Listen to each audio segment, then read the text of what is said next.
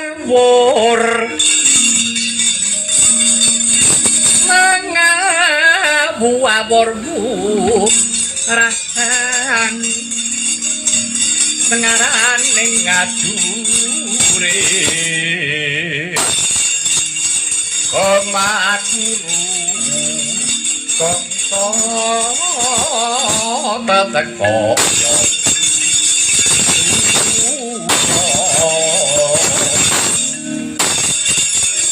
Pastri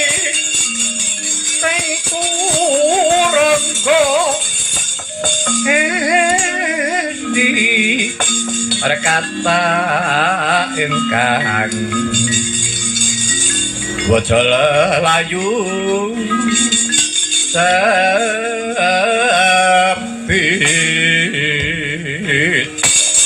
wah leleng pacakmu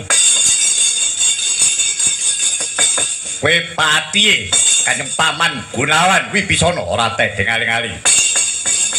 Patih Wirapraba aran kowe putra Ngalengkaya Raden Trikaya ya Tribau aranku aja ngalang-alangi karepmu mengku bakal bondo Paman Gunawan ora kena Paman Gunawan lunga saka negara Ngalengka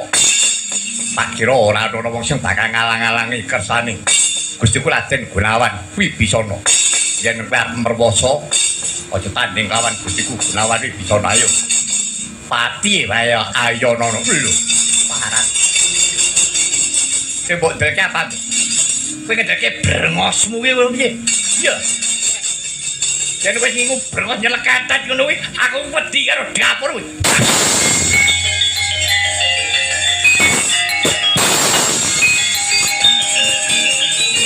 Oh